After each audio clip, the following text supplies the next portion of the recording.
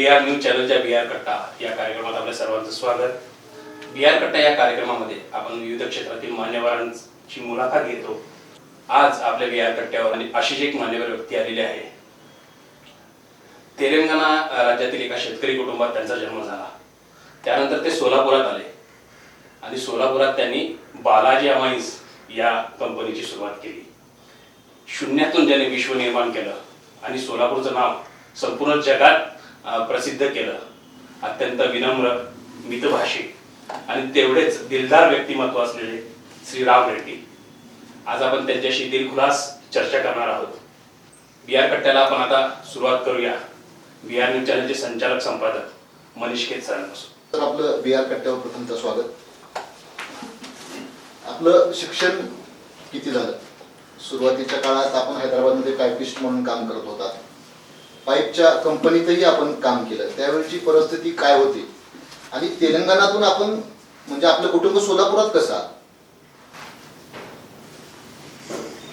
पहिली प्रश्नाचं उत्तर म्हणजे दिलं तर आय थिंक इथले तरुण पिढी खुश होणार नाहीयेत. कारण मी 10वीत 3दा फेल झालोय. 2दा फेल झाल्यानंतर तिसऱ्यांदा आईने आई वडिलांनी मामांकडे पाठवले, जे आज माझा गुरु, जे माझे पेरेंट्सपेक्षा जास्त, जे माझं गॉडफादर म्हणा, बॉस म्हणा, एव्हरीथिंग. माझ्या जीवनातला मेन पर्सन म्हणजे माझा मामा. त्यांच्याकडे मला सोपवले. तेव्हा मी तिथं काम करत करत मी 10वी पास केलं. ते शिक्षण घेत घेत काम करत करत टायपिंगचा इन्स्टिट्यूटमध्ये जायचं रोज 1 तास. That is basic foundation I can say. माझं शिक्षण तेलुगू याच्यामध्ये मीडियममध्ये झालेलं आहे. That too in a small village, छोटा विलेज. 7वीपर्यंत एका गावामध्ये, तिथून 7वी ते 10वीपर्यंत दुसऱ्या एक गावात चालत जायचं, तिथं झालेलं आहे. 10वीमध्ये जे झाल्यानंतर मग मामांकडे गेलो. That is only final. बाकी इथं जे यायचं कारण सांगतो तुम्हाला. आम्ही जेव्हा मी मामांकडे जॉईन केलो, तिथं पहिला एक सिमेंट पाईपचा एक कारखाना होता. तिथून मग हैदराबादला एक सिमेंट कारखाना चालू केले. तिथं आई बिकेम मॅनेजर. म्हणजे तिथं टायपिस्ट पासून हैदराबाद कंपनीचा मॅनेजर म्हणून मी काम करत असताना आमचा मामांचं बाकी जे पार्टनर्स वगैरे होते, त्यांच्या मनात एक असं झालं होतं की पाईप कंपनी 1 झाला, 2 झाला, आणि तिथून एक कंपनीमधून महाराष्ट्रात सप्लाय करायचे पाईप्स. आता महाराष्ट्र जीवन प्राधिकरण म्हणून जो डिपार्टमेंट आहे, तेव्हा तो एन्व्हायरमेंटल इंजिनिअरिंग वर्क्स असं नाव होतं त्याचं. त्या डिपार्टमेंटला पण पाईप सप्लाय होते. व्हेरियस जिल्ह्यामध्ये वॉटर सप्लाय स्कीमसाठी पाईप सप्लाय करायचं. That is how we entered the Maharashtra. मग काही काळात महाराष्ट्र सरकारने असा निर्णय घेतला, पाईप जे खरेदी करताना स्टेट बेस्ड युनिट म्हणजे महाराष्ट्रात कंपनीकडूनच खरेदी करावा, बाहेरच्या कंपनीकडून खरेदी करायचं नाही, असा एक निर्णय, एक GR आला होता. त्या अनुषंगाने आम्ही इथं म्हणजे we are forced to start. पहिला कारखाना इथं सोलापुरात, दुसरा ते तामलवाडीमध्ये, असा 2 पाईप कारखाना मी चालू केला. इथून अख्खा महाराष्ट्र, गुजरात, राजस्थान असं 3 स्टेटला पण सप्लाय केलेलं आहे. That is how we entered Maharashtra. कारण जेव्हा तेलंगणा किंवा आंध्र प्रदेश, तेव्हाच आंध्र प्रदेश, आता तेलंगणा, तिथून कोणीतरी महाराष्ट्रात यायचं असेल, so this was the right place. Solapur centre आहे बॉर्डरवर असल्याने, आणि मी have seen the Nanded also. तिथं जायचं का किंवा इथं यायचं का असं बघून मग सोलापूर आम्ही असं निवडले की इथून you can travel anywhere by train in the country. That was the main reason to select the Solapur. आज आपण एवढे शांत आहात, लहानपणी शाळेतही असंच शांत होतात का? त्याचं कारण आता आपण सांगितले की 10वीत 3 वेळा आपण नापास झालो. होत राहतात. लाईक बाकी स्टुडंट सारखा आमचाही होता. मी जास्त एज्युकेशनपेक्षा माझा जास्त रस आर्ट आणि मीडिया याच्यामध्ये होतो. तुम्हाला माहीत नसेल, माझा 10वी नंतर काम करत असताना माझं एक पत्रिका होतं, त्याचं मी एडिटर होता. हास्य रमणी म्हणणारं एक पत्रिका होतं. एक 6-7 महिने काहीतरी चालवले. त्याच्यानंतर मग इथं शिफ्ट झाल्यानंतर त्या काळातला वेगळंच होता. आत्ताचा you can say lot of development, lot of changes. तेव्हा कसं एखादा पत्रिका चालवायचं म्हणजे कार्टूनचं ब्लॉक करायचे, फोटोग्राफचं ब्लॉक करायचे, बाकीचं एक एक अक्षर जोडणे, तुमचं करेक्शन करणे, 3 वेळा 4 वेळा असं करून 1 महिन्याचं म्हणजे 4-4 वेळा सुट्टीच रोजच करायचं. ते 4-4 वेळा हे करून मग पत्रिका चालवले. That was a main reason. म्हणजे एज्युकेशनमध्ये थोडं कमी रस होता त्याच्यामध्ये. बाकी स्कूलमध्ये पण नाटक बिटक त्याच्यामध्ये जास्त पार्टिसिपेट करायचं. सर 1985ला बालाजी अमांशी मुहूर्तमेढ रोवली आहे. मग त्यावेळेस परिस्थिती काय होती, काय अडचणी आल्या? आता जेव्हा आमचं पाईपचं म्हणजे मागं सांगितलं तर पाईपचं फॅक्टरी होतं, पाईपमध्ये आम्ही जो बिझी होता. एक वेळ असा आले की पाईपचा 2-3 फॅक्टरी 4 फॅक्टरी झालेल्या आहे. मग we wanted to go something to new area, diversification म्हणणारा तो विषय. त्याच्यासाठी आम्ही आमचं चार्टर्ड अकाउंटंट आता तरी वेगवेगळे. तेव्हा त्या काळात कसं असायचं, घरात काही बिझनेसमध्ये चेंज करायचं असेल तर वकील जो टॅक्स कन्सल्टंट असतो त्याच्याकडेच जायचं. आम्ही बी जस्ट कन्सल्टंट. तेव्हा मी शास्त्री म्हणणारा एक सिनियर आमचा वकील होते. मग त्यांच्याकडे गेलो आम्ही, आमचा मामा वगैरे टीम.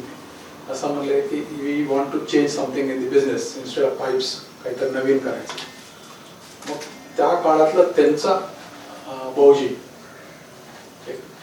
डॉक्टर PS मूर्ती म्हणणारा एक सायंटिस्ट होते. आता जसं आपला रघुनाथ माशालकर सर आहे तसा तो त्या काळातला त्यांचा सिनियर आहे. माशालकर सरांचा सिनियर आहे. ते साऊथचं हेड होते नॅशनल लॅबोरेटरी म्हणून आता जो आहे पुण्यात. तेव्हा त्या काळात रिजनल रिसर्च लॅबोरेटरी म्हणायचे. साऊथचा टोटल तो डायरेक्टर होते. सो त्यांच्याकडे घेऊन गेले, त्यांना नवीन काहीतरी करायचं, तुम्ही हे करा. मग त्यांनी डायरेक्टली असंच सांगितलं की तुम्ही तुमचं महाराष्ट्रात काही एस्टॅब्लिशमेंट आहे का? आणि म्हणलं येस, आमचं पाईप फॅक्टरी वगैरे आहे. मग माझ्याकडे एक प्रोडक्ट आहे जो इथाइल अमाइन म्हणणारा प्रोडक्ट आहे, ज्याला इथेनॉल लागतो. Alcohol is a main raw material. त्या काळात AP मध्ये सफिशियंट अल्कोहॉल नव्हता.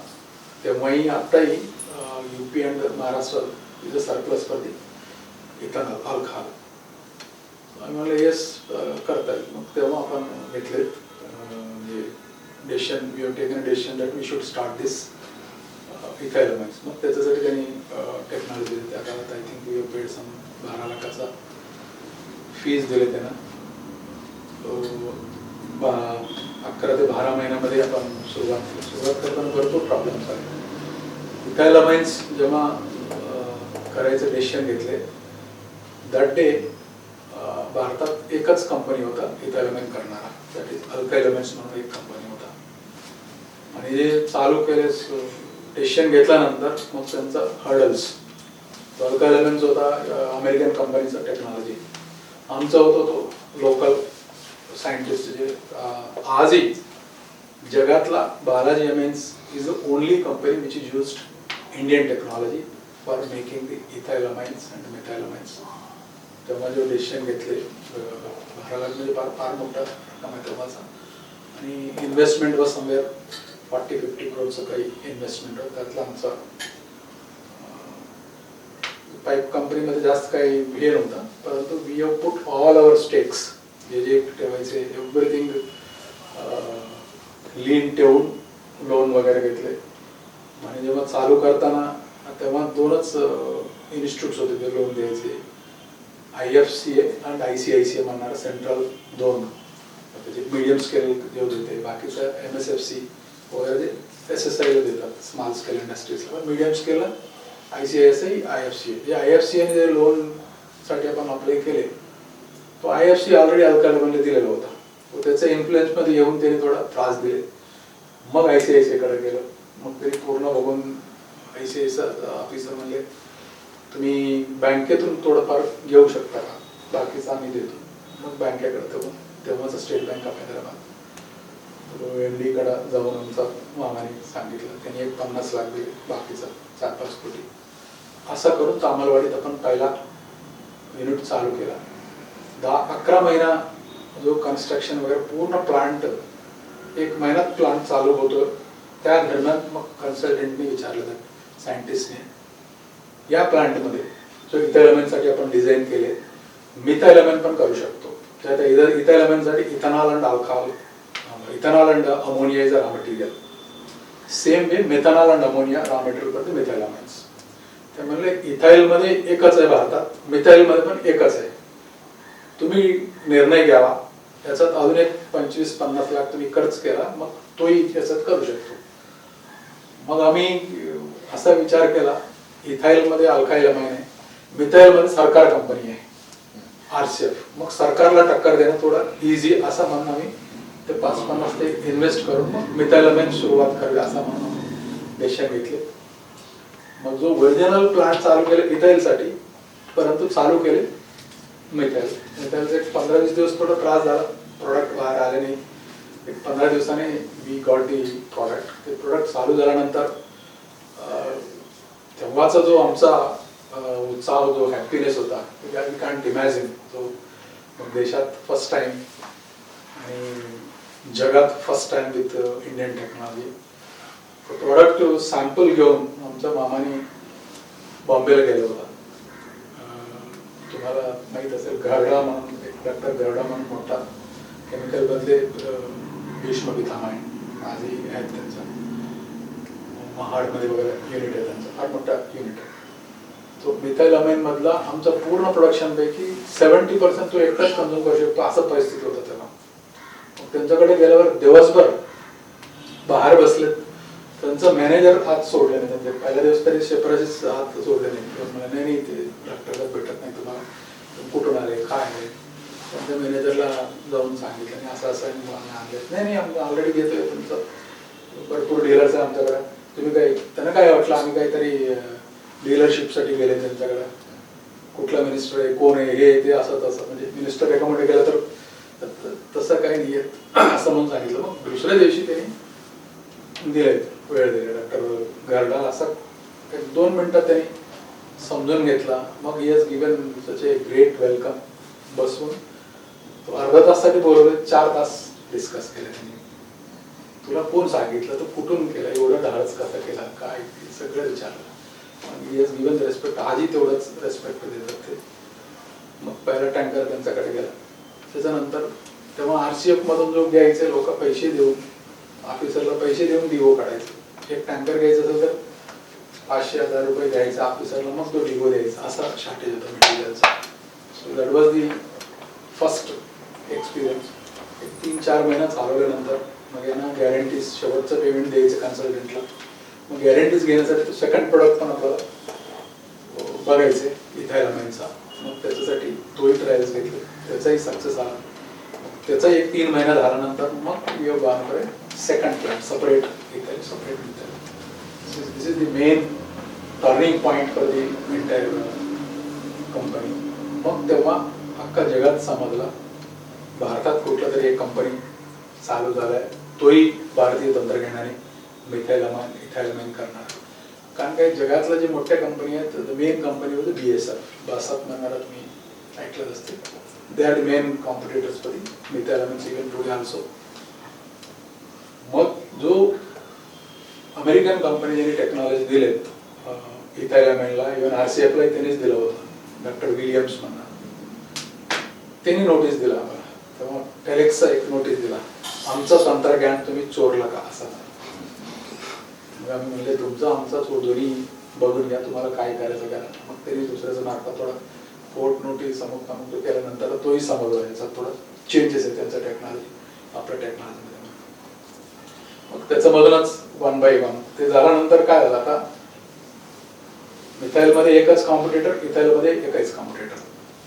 पुढचा जे तेव्हापासून आजपर्यंत आमचा चेअरमॅन साहेबांचा किंवा टीमचा एकच ध्येय होता, any product we produce it should be first time in the country किंवा सेकंड टाइम. आजपर्यंत तोच ध्येय घेऊन मी इथपर्यंत आलेलो आहे. बऱ्याच प्रोडक्ट्समध्ये आज मला सांगतो 20-25 प्रोडक्ट आहेत, त्यातलं एक 7-8 प्रोडक्ट आम्ही एकटाच करतो भारतात.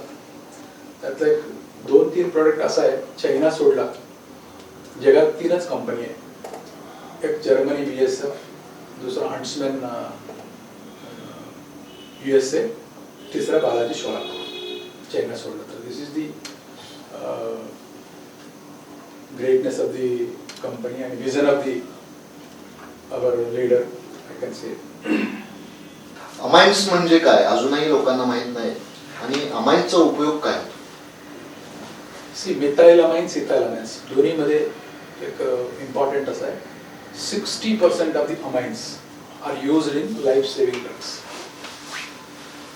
त्यातला तुम्हाला एक इम्पॉर्टंट सांगतो. पूर्वी आताही आहे एम्पिसिलिन अमॅक्सिलिन म्हणणारा एक injection, antibiotic which is a very old antibiotic. त्यातला मेन रॉ मटेरियल इथाइलअमाइन आहे. एम्पिसिलिन अमॅक्सिलिन आजही करतात, जगात जिथे जिथे करतात, भारतात तर करतात, जगात जिथे करतात त्याला इथाइलअमाइन जातोय. सो तो 55 to 60% गोस मध्ये व्हेरियस बल्क ड्रग्स, औषध, इंजेक्शन त्याच्यासाठी वापरतात, आणि 25 to 30% goes for the आग्रोकेमिकल.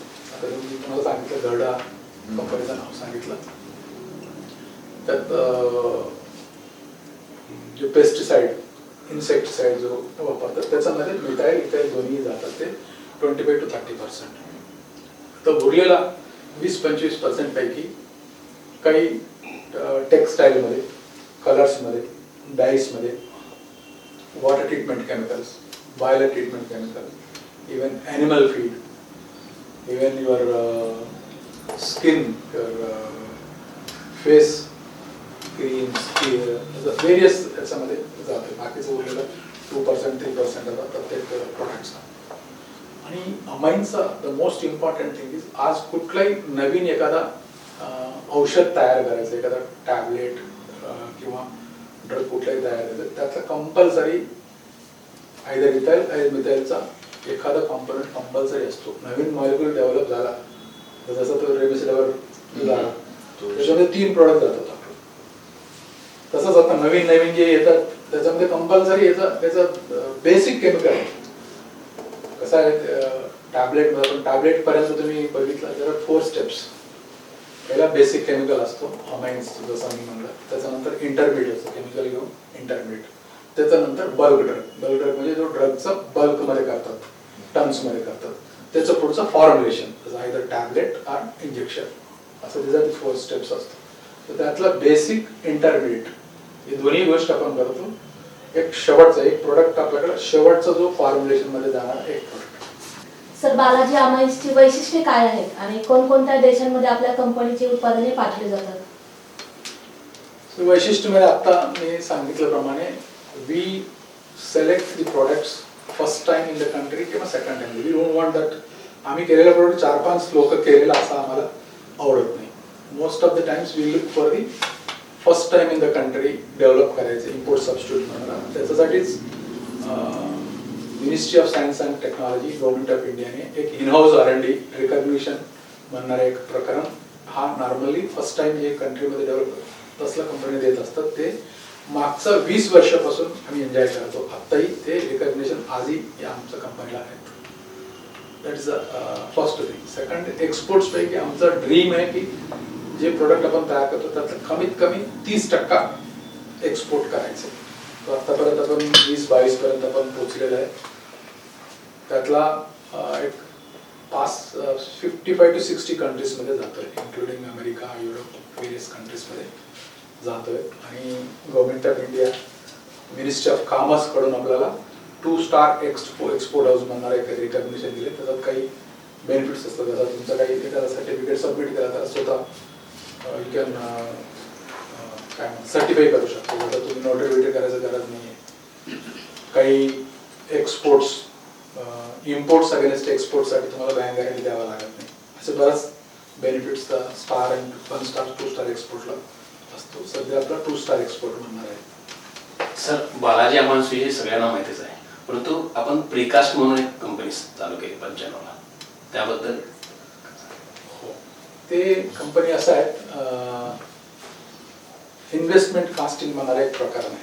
I don't know how many people you know, परदेशात त्याला लास्ट वॅक्स प्रोसेस म्हणतात, आपल्याकडे इन्व्हेस्टमेंट कास्टिंग म्हणतात. पूर्वी शिवशाहीमध्ये करायचे, त्यांचं आता बंद झालंय. तो कसा आहे, आमचा सिमेंट पाईप बरोबर एक फोंड्री होता आता अक्कलकोट MIDC मध्ये, कास्ट आयरनचा फोंड्री होता. त्याच्यामध्ये काहीतरी अपग्रेडेशन करावं, त्याचा परिणामाचा हा प्रेसिकास्ट आहे. प्रेसिकास्ट म्हणजे कसं असतं, व्हेरी प्रेसिशन, फ्यू ग्राम्स पासून एक 500 ते 700 किलो पर्यंत असं आपण कास्टिंग करतो. त्याला पहिला एक मॉडेल करायचे, मग त्याच्यापासून वॅक्सचा, लाकाचा पॅटर्न्स करायचं. तुम्हाला जेवढं कॉम्पोनंट मिळेल तेवढं पॅटर्न्स करायचं. आणि त्याचा मेन यूज तुम्हाला सांगतो, तुमचा गळ्याचं हे जे बॉडी त्याच्यामधूनच होतोय, केस इन्व्हेस्टमेंट कास्टिंगमध्ये होतोय. दुसरा हेल्थ केअरमध्ये तुमचा नी कॅप, हिप जॉईंट बरंच ते करतात. आणि डिफेन्समध्ये जसा आर्म्समध्ये तुमचं पिस्तॉल, रिव्हॉल्वर, मिसाईल लॉन्चर त्याच्यामध्ये कॉम्पोनंट्स होतात, तेही त्याच्यामधून होतं. त्याचं कसं आहे, एक कॉम्पोनंट म्हणजे एट ए टाइम एक 500 कॉम्पोनंट केला, एका कॉम्पोनंटचा मिस्टेक सेम मिस्टेक असतो 500 कॉम्पोनंटला, म्हणजे रेक्टिफाय करण्यासाठी इझी पडतो. एकाला त्याला सुझाव केले, मग टोटल 500 कॉम्पोनंट सेम सुझाव वापरू शकतो. वेळाच तुम्ही एक कॉम्पोनंट घेऊन, एका मोठा स्टील घेऊन त्याला मशीनिंग करून त्या पार्ट तयार केला, एक पार्ट 100 पार्टला 100 डिफरंट चेंजेस येऊ शकतो. So that is important of the casting. आणि डिफेन्समध्ये आपण भरपूर हे केले. काही गोष्टी तुम्हाला सांगतो, त्यातला पोलीस इन्स्पेक्टर असतो, त्याच्याकडे एकदा एक पिस्तूल असतो, 9mm ऑटो पिस्तूल म्हणतात त्याला. त्याचा बाडी, मेन बाडी असतो. मागचा 15-20 वर्षापासून we are only company in the country त्याचा मेन बॉडी करतोय. इथून तयार, आधी शिवशाही करायचं, शिवशाही बंद झालं, आपण तयार करून डिफेन्सला देतोय. डिफेन्सकडून मग वेगवेगळा स्टेट होम डिपार्टमेंटचा रिक्वायरमेंट जातोय, तिथून अलॉटमेंट होतं स्टेटला, मग तिथून पोलीस स्टेशनला जातोय.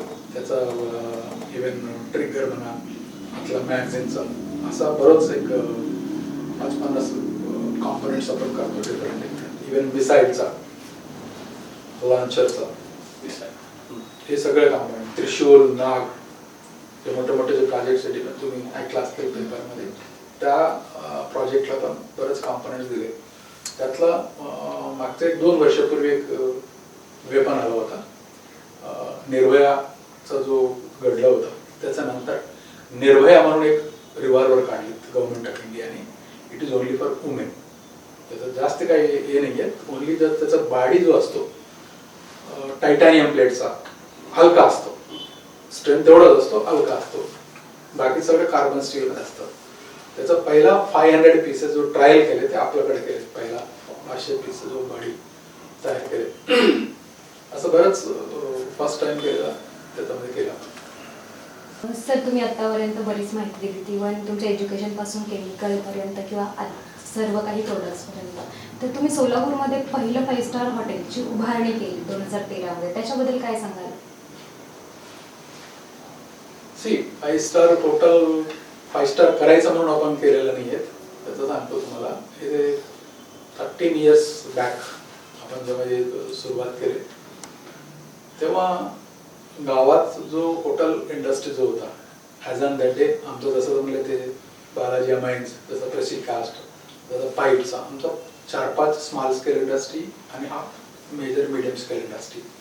याच्याकडे येणारे गेस्ट वगैरे तर रूम काउंट समजा केले, त्या दिवशी काउंट केला तो 10% ऑफ द टोटल सोलापूरचा रिक्वायरमेंट आमचाच होता, म्हणजे आमच्या ग्रुपचाच होता.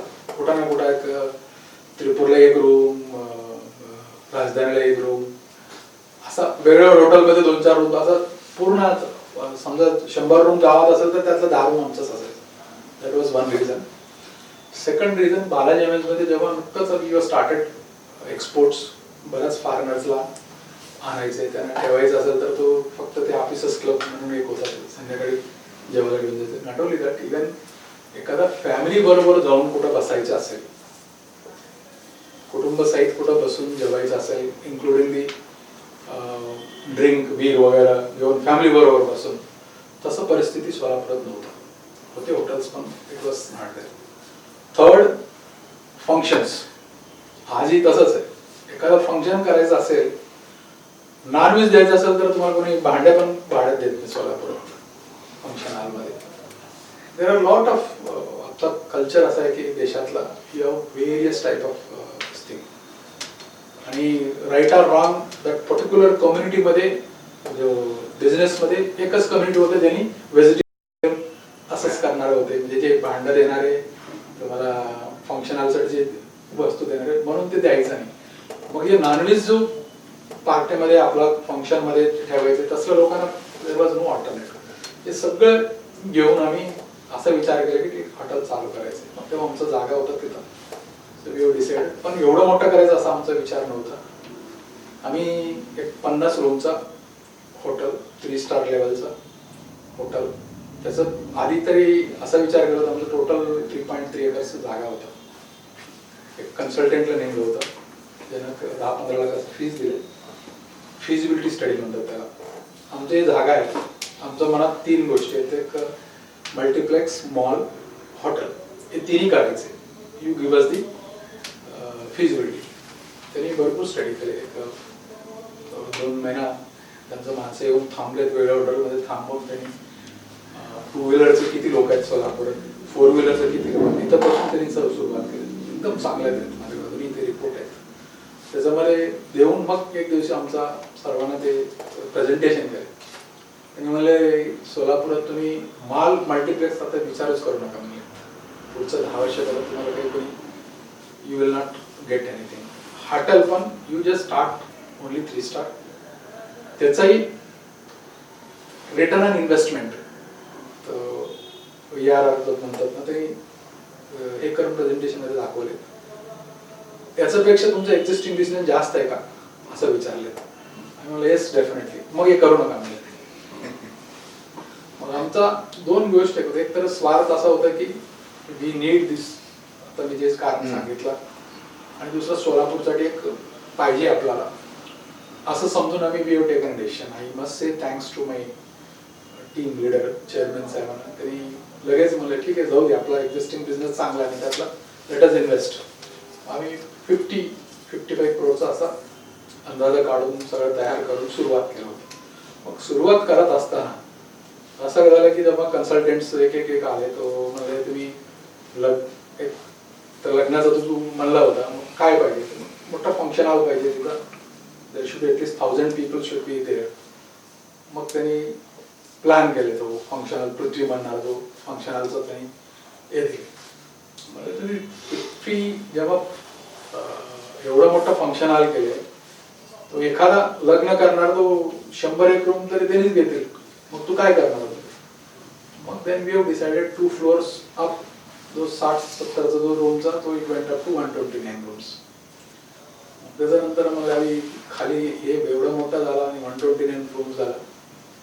आणि याच्यासाठी कॉफी शॉप जो असतात, त्यातलं सगळं almost everything you covered for 5 star requirement.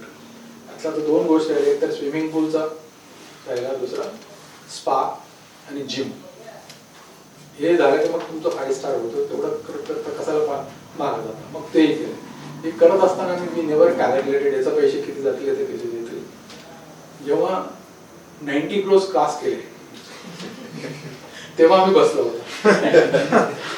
आणि इतका घाबरला होता मी आणि दुसरा माझा बंधू, बघतो.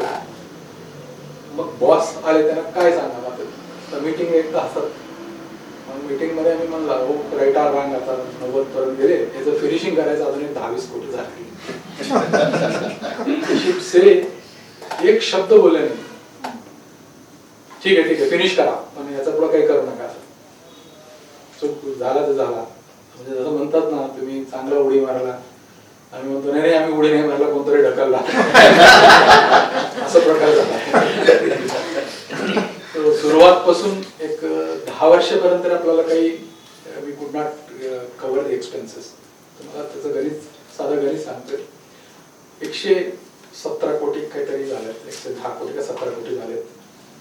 त्याचा 1% बँकेचा इंटरेस्ट धरलं तरी तुमचा महिन्यात 1 कोटी समथिंग होते, फक्त इंटरेस्टच.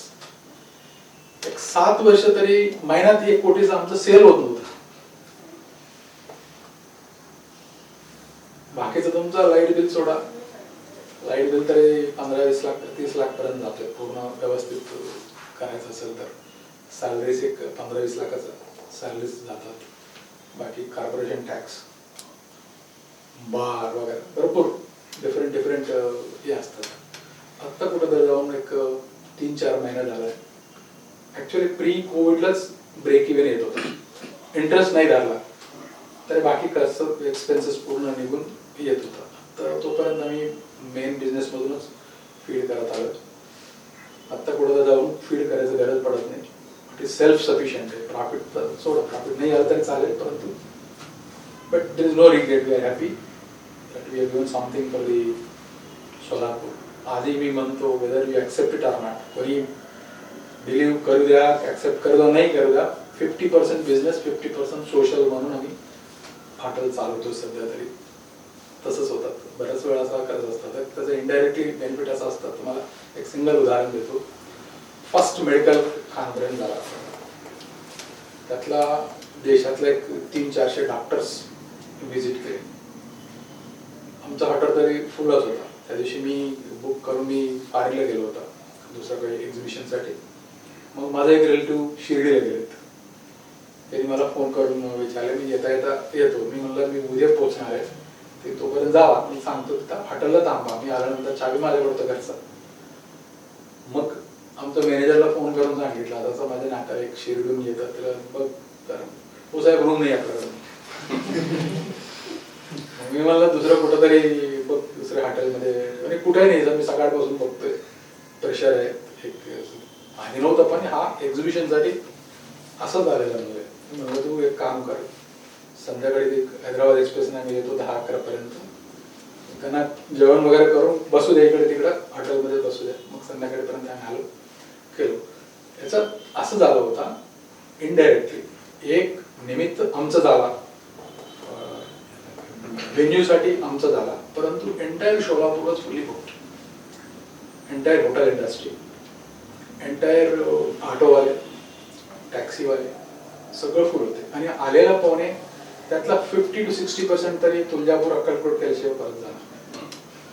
That was the second day.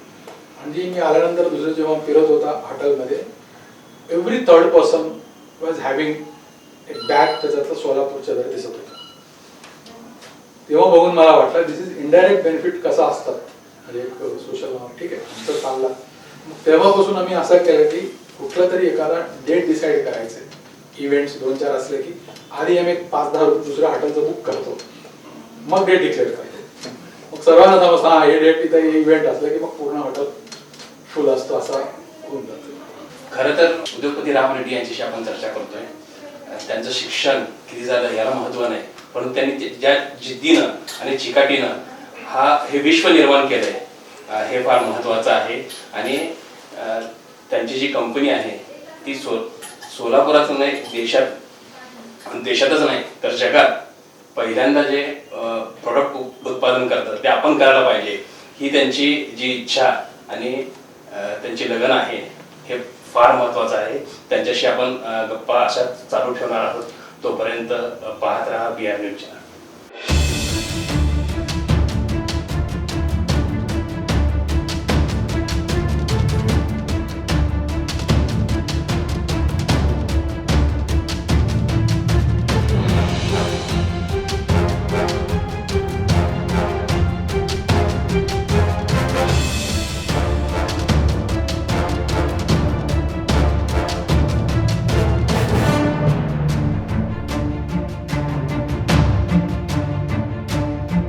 बिहारच्या बिहार कट्ट्यावर आपल्या सर्वांचं पुन्हा एकदा स्वागत. आपण गप्पा मारतोय उद्योजक राम रेड्डी यांच्याशी.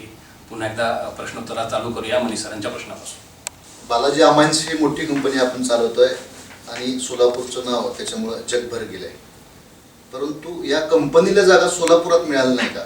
त्याचं कारण असं आहे की ही कंपनी आपण उस्मानाबाद जिल्ह्यामध्ये चालू केली. नाही तर आता तुमचं ते मिसअंडरस्टँडिंग आहे. पहिला जेव्हा आमचं कंपनी होता तिथं सिमेंट पाईपचं एक कंपनी होतं तामिळवाडीला, आणि लगेच आम्हाला सुरुवात करायचं होतं. MIDC चिंचोली तयार नव्हता, अक्कलकोट MIDC फुल होता. मग त्याच्यामुळे तिथं 8 एकरचं जागा समोरचं NA झालेलं तयार होता, म्हणून आपण सुरुवात केली. त्याचं लोकांचं सगळं असंच म्हणणं आहे, ते बेनिफिट भरपूर आहे असं म्हणतो. मी तुम्हाला एक सांगू इच्छितो सर्वांना, सोलापूर आणि उस्मानाबाद त्याच्यामध्ये 5% डिफरन्स आहे. D+. इथं काय तालुके आपले D मध्ये, समजा इथं 20% दिले, तिथं 25%. इथं 7 वर्षाचा असेल तर तिथं 8 वर्षाचा. आता 5% साठी माझं आयुष पूर्ण, मी माझे सगळे एम्प्लॉईज इथून रोज गाडीने जायचं, त्याचं पेट्रोल खर्च 2 वर्षात 5% निघून जाते. तसा नाहीये, तेव्हा नव्हता म्हणून तिकडे गेलो. त्याच्यानंतर आता आजचं गोष्ट सांगतो तुम्हाला. तिथं फक्त 25-30 एकरचा तांबलवाडी आहे. आमचं टोटल युनिट 1, 2, 3, 4 आता 5 पण येतोय. युनिट 1 एकच तिथं आहे तांबलवाडीला. युनिट 2 छोटासा तेलंगणामध्ये आहे. 3 50 एकरमध्ये, 4 90 एकरमध्ये, हे दोन्ही चिंचोली मध्ये. आणि 5 पण आता आम्ही जो स्पेशालिटी म्हणणार आहे कंपनी, ते पण तिथंच. म्हणजे टोटल 150चं पुढा चिंचोली MIDC मध्ये, 150 एकरपेक्षा जास्त चिंचोली MIDC मध्ये. उलटा आम्हाला चांगलं आहे. तिथं कसं असतं, तामालवाडीमध्ये आसपास कुठल्या इंडस्ट्री नसल्याने कंपॅरिझनला काही नसतो आणि भरपूर मेहनत करावा लागतो आपण एकटा असल्याने. बेनिफिट्स आहेत तर दॅट्स अ डिफरंट. म्हणजे की मला आत्ता जो वेगळ्या गोष्टी पण तेव्हाचं लोक एकदम चांगलं होते तेव्हा सुरुवात केली. हॅपीली आम्ही सांगायचं आमचं काम करायचं नाही, पण आता थोडा बदलले तिथं परिस्थिती, म्हणून आम्ही थोडा तिकडे कमी केले. मी सांगत असतो कमी पडली तर विचारलं तरी आता बस झालं तर आम्ही जातो एका इंडस्ट्रियल एरियामध्ये जातो असं म्हणून माहिती. इंडस्ट्रियल एरिया असं कसं असतं, वेगळी कंपॅरिझन, काय म्हणतो त्याला, घोडा गधा, त्याचं कंपॅरिझन तिथंच होतंय. इथं we have very best facility. आमचा आजही 0 डिस्चार्ज म्हणणारा प्रकार नसतो. एक बूंद पण बाहेर सोडत नाही. केमिकल म्हणले की लोकांचा असा अंडरस्टँडिंग असतो की प्रदूषण हे ते असतात. जगात प्रत्येक कंट्रीमध्ये आहेत केमिकल इंडस्ट्री, त्याच्याशिवाय आपलं जीवन नाही आहे. आता मी मागं सांगितलं जर का 60% of the chemicals which we manufacture goes for life saving drugs. ते नसले की मग कसं जगणार तुम्ही, औषध कुठून येणार? Only thing is you should maintain the entity and you should maintain the rules and regulations. काय सोडावा काय नाही सोडावा हे सगळं मेंटेन करून एवढ्या वर्षाने आपण करतोय. आत्ता जाऊन वी बिकेम लास्ट 10 years पासून चिंचोली MIDC मधला टोटल 0 डिस्चार्ज आहे. आम्ही तर even common effluent treatment plant मधला मेंबरशिप नाही घेतली, जबरदस्तीने त्यांनी घ्या म्हणून MIDC जबरदस्त. आजही मी म्हणतोय मला नको. आमचं स्वतःचा इन्सुलेशन प्लांट आहे. नॉर्मली कसं असतं इन्सुलेशन म्हणते म्हणजे पूर्ण प्रोसेस केल्यानंतर पाणीचा आपण जो प्रक्रिया करतोय, good water we use it, शेवटी काही सॉलिड असतो त्याचा इन्सुलेशन करण्यासाठी. जसं इव्हन इंजेक्शन्स यूज केल्यानंतर इन्सुलेशन करतात एका याच्यामध्ये घालून, तो बायो वेस्ट म्हणतात. तसा इन्सुलेशन प्लांट आमचा स्वतःचा प्लांट आहे चिंचोली MIDC मध्ये. म्हणजे एका MIDC साठी पूर्ण MIDC साठी गव्हर्नमेंटने जसं करावा तसं आमचं स्वतःसाठी आपण केलं. आमचं 4-5 युनिट असल्याने तसं केलेत. त्याच्यामध्ये इन्सुलेशन करून आपण म्हणजे 0 काही बाहेर जाणार नाही तसा डेव्हलप. कंपनी आणि हॉटेल चालवताना काय अडचणी येत आहेत किंवा कुणी मदत केली का आपल्याला? मदतमध्ये एक म्हणजे शिंदे साहेबांचं नाव नक्की घेणार आहेत. सुरुवातीला जेव्हा फर्स्ट युनिट तामलवाडीमध्ये जेव्हा चालू केले, जे इथेनॉल म्हणून जो विषय आहे त्या काळात खोटा सिस्टम होता. म्हणजे सरकार अलॉट करायचं, एवढं लिटर तुम्हाला अलॉट केलं की मग फलाना शुगर फॅक्टरीमध्ये जाऊन आणा, आणि तेव्हाचं 2 रुपये लिटर अल्कोहोल आणि ब्लॅकमध्ये 20 रुपये चालायचे. त्या काळात साहेबांनी अल्कोहोल कोटासाठी, तेव्हा लकीली आमच्यासाठी कसा होता, इंडस्ट्री, फायनान्स असं 3-4 खाते साहेबांकडेच होते. त्यांनी भरपूर मदत केली तेव्हापासून आतापर्यंत. इव्हन आता हॉटेलमध्ये पण जेव्हा जेव्हा काही प्रॉब्लेम्स असतात, गेले की लगेच ते नाही म्हणत नाही त्यांचा. आणि लकीली त्यांचं कसं आहे, आता आजचं दुर्भाग्यच म्हणावं लागेल, त्यांचा जो स्टाईल ऑफ वर्किंग आहे, ऑफिसरकडून काम करून घेणे, कसं करून घ्यायचं. आत्ताचा लीडर्स चांगलंच असतील, त्या हुशारी असतील, परंतु they don't have that vision. Even मी त्यांचा मुलगी प्रणितीला पण कधी कधी सांगत असतो, तुमच्या वडिलांचा जो पद्धत आहे, काम करण्याची पद्धत आहे.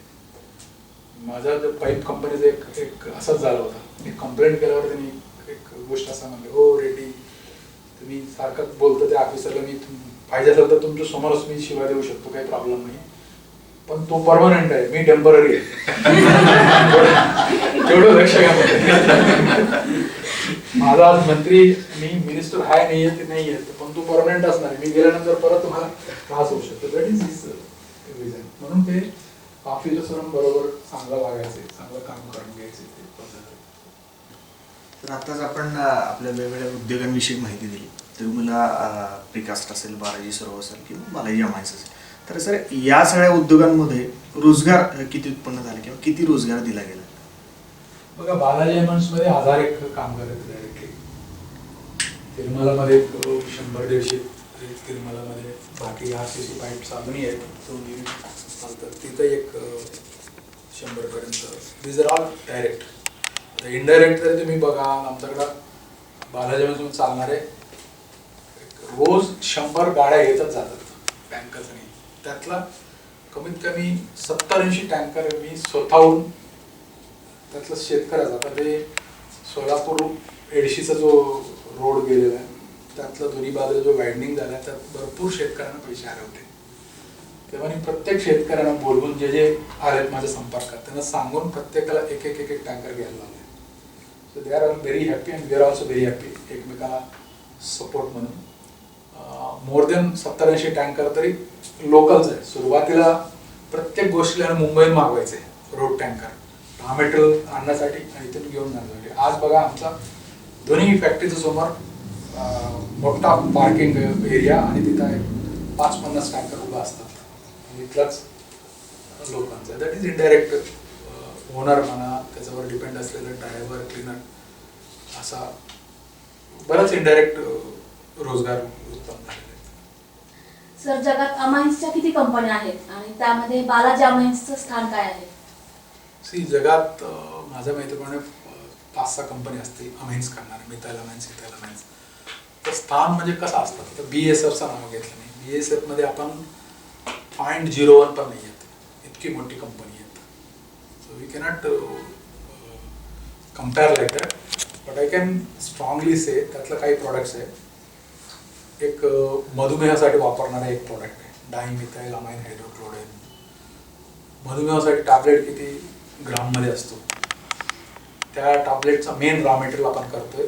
जगातला हायेस्ट कॅपॅसिटी आपण करतोय. जगात एकही कंपनी नसेल जी आपला रॉ मटेरियल यूज नाही केलेला, तो मेटफॉर्मिन म्हणून जो आहे, आजही आपण महिना 2000 टन तयार करतोय आणि भारतात आणि अख्खा जगात आपण सप्लाय करतो. तसंच व्हेरियस रॉ मटेरियल जे आपल्याला इम्पॉर्टंट असलेला देतो, व्हेरियस कंपनीने देतो. तर कोविडच्या काळात जो झाला होता, सर्व कंपनीबरोबर आम्हाला तुम्ही बंद करा, असं करा, तसं करा, ते काही काही लोकांना माहीत नसतात ना. काही डिपार्टमेंटला बंद करायचं एकच माहिती आहे, बंद करा, बंद करा. म्हणलं, हो साहेब, तुम्ही फक्त बंद करून घरी बसून चालणारे औषध पाणी पाहिजेत ना, त्यांना टॅबलेट्स वगैरे पाहिजेत ना. आमचं बंद केलं तर मग टॅबलेट कुठून येणार हे लोकांना समजून सांगून. आणि बरेच कंपन्या त्या काळात डायरेक्ट, काही फॉरेन कंपन्या इथं कलेक्टरला मेल केले, युरोपियन कंपन्या कलेक्ट आम्ही डायरेक्ट सांगितलं असं असं परिस्थिती आहे. मग ते आज पर तुम्ही ईमेल आय डी वगैरे मला द्या. त्यांनी फॉरेन मिनिस्ट्रीला तिथून लिहिलेत, इवन सेंट्रल हेल्थ सेक्रेटरीला लिहिलेत, आपलं चीफ सेक्रेटरी लिहिलेत, आणि इकडंही कलेक्टर SP CPला 10-15 ईमेल्स येऊन पडले. मग तुम्हाला जाऊन लगेच त्याने हे चालू करायला पाहिजे, बंद नाही पाहिजे, तेव्हापासून कंटिन्यू चालू. कमी वेळातच वेगाने प्रगती केली, त्यासाठी आपण काय काय प्रयत्न केले? एकच आहे की प्रत्येक गोष्टीमध्ये कसं असतात, इझी प्रॉडक्ट्स समजा तुम्ही निवडला, you will not get that praise, that price, that importance to you. कुठलाही एखादा अवघड प्रॉडक्ट निवडला, इवन तिरुमलामध्ये पण तसंच आहे. एक प्रोडक्ट असं होतं की कोणीच करत नव्हतं, आम्हाला ऑर्डरच नव्हतं, आम्ही आधीच डेव्हलप करून मग डिफेन्सला पाठवला. तेव्हा त्यांचं कोण होतं, कोण सांगितलं तुम्हाला? आम्हाला समजलं असं हे शॉर्टेज कोणी करत नाही म्हणून आम्ही केलं. That is how we enter. Normally डिफेन्समध्ये तुम्हाला एंट्री करण्यासाठी आधी तो DGQA म्हणणारा एक हे असतं डिपार्टमेंट, त्यांनी येऊन तुमचा ऑडिट करून तुम्हाला सर्टिफिकेट द्यावा लागतो. DGQA अप्रूव्ड कंपनी म्हणून आमचं एकमेव कंपनी आहे. आधी टेंडरला पार्टिसिपेट करून त्या डिफेन्स फॅक्टरीने DGQA लिहिलं आहे, इथं आम्ही गेलो, तुम्ही जाऊन ते अप्रूव्ह करा, म्हणजे आम्ही करून. So you should select a thing that which is not a competition. अवघड असतो, थोडा प्रॉब्लेम असतो, पण you will get the red carpet welcome when you go to the market. That is how we have selected most of the products. असं select केलेलं आहे. तर तुम्ही मूळचे तेलंगणाचे असलात तरी तुमची कर्मभूमी सोलापूर आहे. त्यावेळेला सोलापूर कसं होतं आणि आता यातला दोन्हीतला फरक समजेल का? Lot of changes we have seen. तेव्हाचा एक मात्र हे कसं आहे, तुमचं उत्सव काही बदलले नाहीये तेव्हापासून. That is very painful to the Solapur. मी नेहमी सांगत असतो, पट्टी पुस्तक घेऊन जेव्हा येतात, अजून किती वर्ष म्हणणार. मी जर काही दिवस असं केलं की फोटो ठेवायचं सुरुवात केलं, जसा एक जयंती आली की आमच्या ऑफिसमध्ये पण ठेवायचं, बाबा आम्ही करतोय, तुम्ही आमच्याकडे येऊ नका. कारण काय, it's not the question of the money. मी 1,500 देण्यामध्ये माझं काही जात नाही, परंतु त्याचा मागा किती तरुण लोकांना त्यांनी अनप्रोडक्टिव्ह करतात. 15-20 दिवस बसून काही काही लोक नोकरी करणारा रजा काढून जाऊन बसतात तिथं.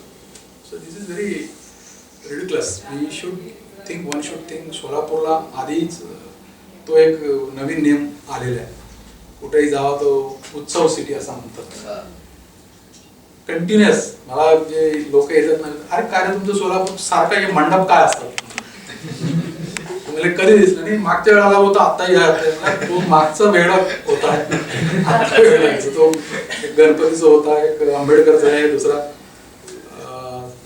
काय साठे, वेगळे वेगळे जे आपले आहेत ना, आधार असायला पाहिजे, करायला पाहिजे, परंतु it should not be non productive. त्याचा निगेटिव्ह परिणाम किती होतात, वी मस्ट थिंक. आम्ही तर जे लोक येतात ना आम्हाला फॅक्टरी जेव्हा येतात त्यांना मी सांगून बऱ्याच लोकांना सांगतो, 5,000 द्या म्हणतो. 5 नाही मी 50,000 देतो, तुमचं गावासाठी काहीतरी सांगा, मी येऊन तिथं करेन. बट डोंट आस्क दिस. हे घेऊन जाणार 5,000 असंच खर्च करून संपवणार तुम्ही, त्याच्याने काय काय भेटणार आहे तुम्हाला? Do something which is productive and constructive for the society, असं मी नेहमी सांगत असतो. That should be the main. इथं तरुण पिढीने समजून घ्यायला पाहिजे. सोलापुरात विमानसेवा सुरू झाली पाहिजे अशी चर्चा आहे, आपली भूमिका काय? मी काय नाही म्हणणार आहे का?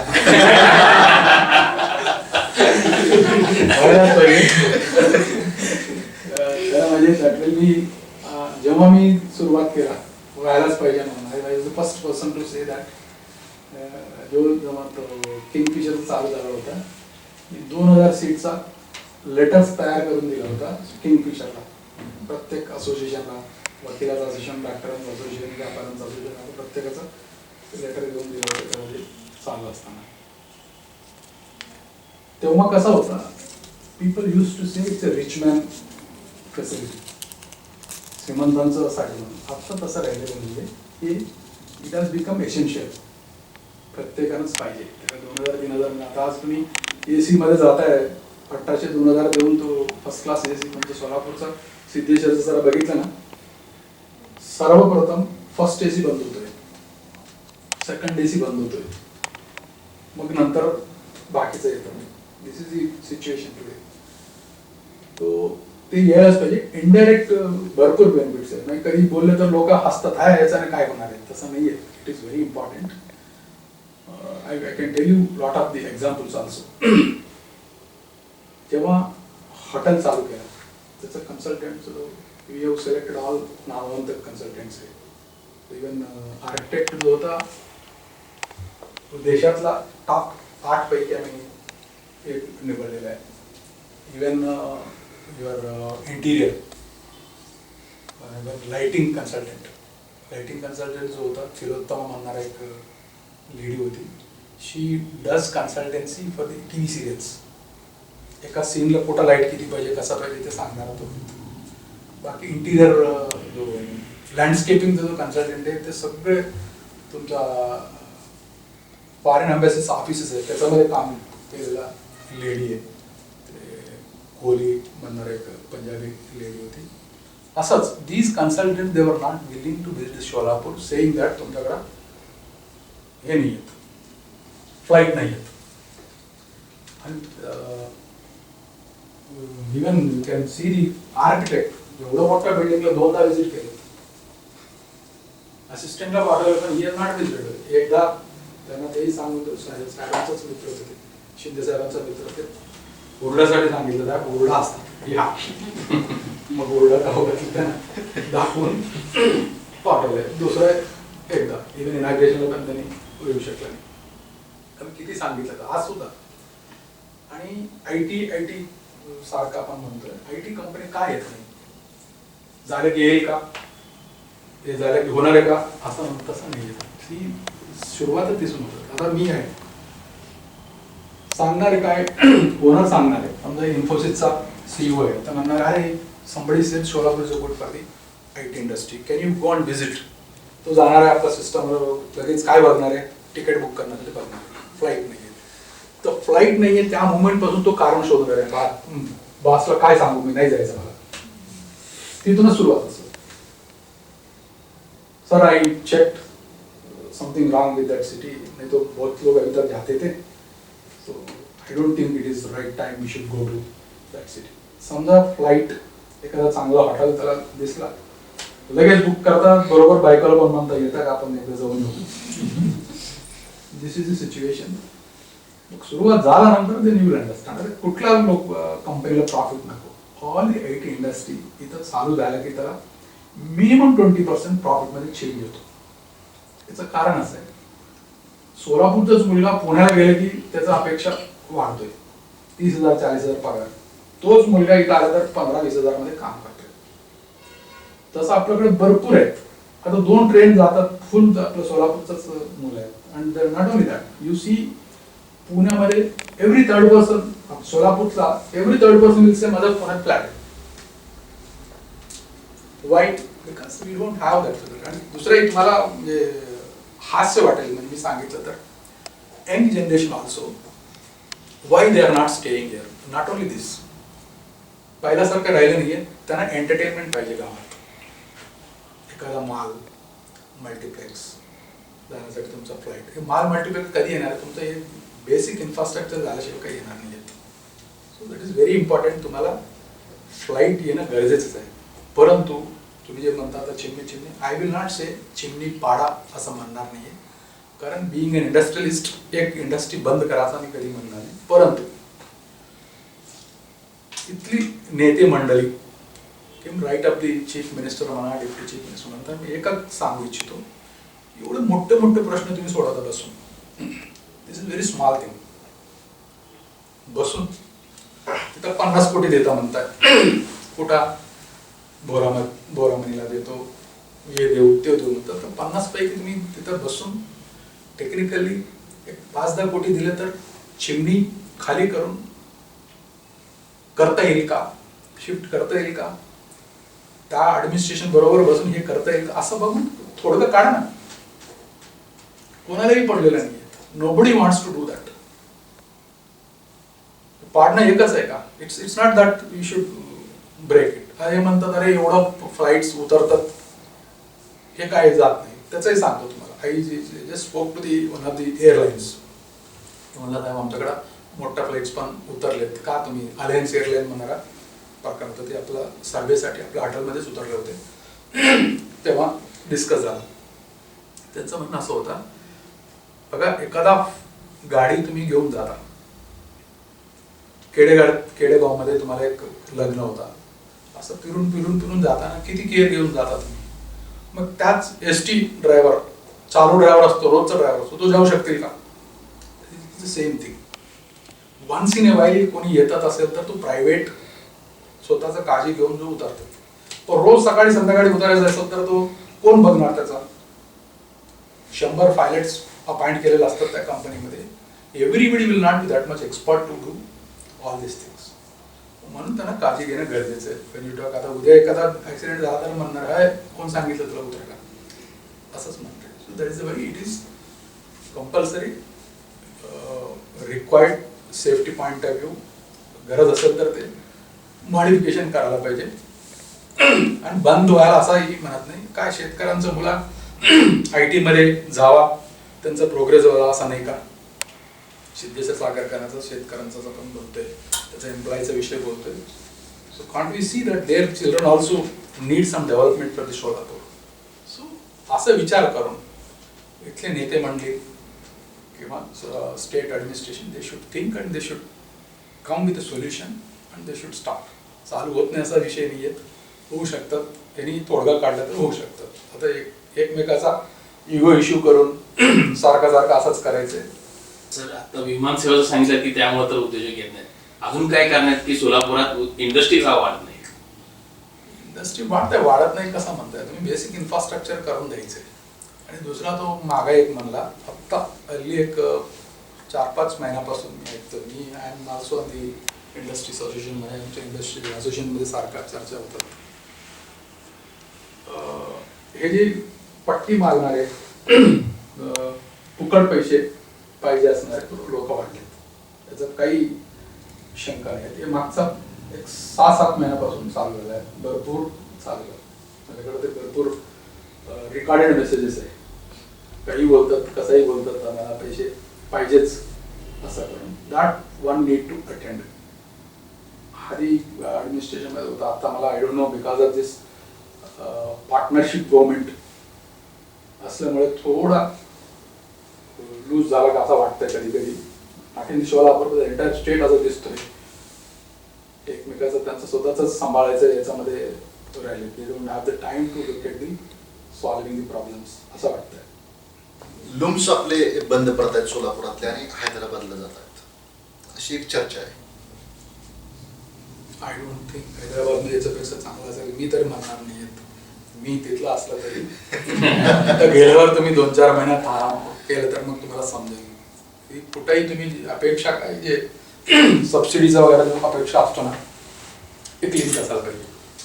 फुकट येणारा पैशाचं काही लिमिट असायला पाहिजे. यू डोंट एक्सपेक्ट दॅट 100% आजचा पॉलिसीप्रमाणे टेक्स्टाईल इंडस्ट्रीमध्ये पूर्ण तुम्ही चालवलं आहे, 10-15 वर्ष चालू करून चालवलं आहे, 110%चा रिटर्न येतोय. One or other reason. अजून काय पाहिजे? कुठे गेलं तर काम करायची इच्छा असेल तर कुठे जायचं गरज नाही. बिहार कट्ट्यावर आपण चर्चा करतोय, दिलखुलास गप्पा मारतोय उद्योजक राम रेड्डी यांच्याशी. इथे घेतोय आपण एक छोटासा ब्रेक. कुठेही जाऊ नका, पाहत राहा बिहार न्यूज चॅनल.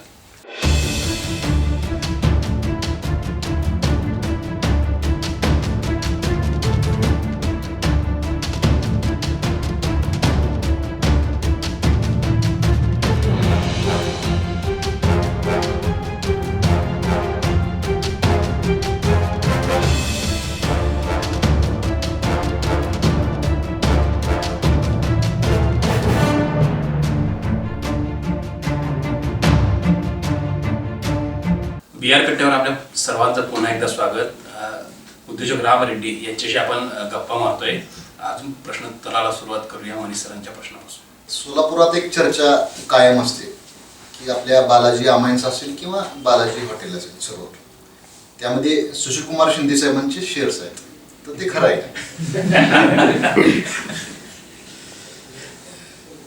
ते साहेबांचं प्रेम आमच्यावर असेल म्हणून साहेब असा आमच्याबरोबर क्लोज असल्याने लोक असं समजत असेल, तसं काही नाही आहे.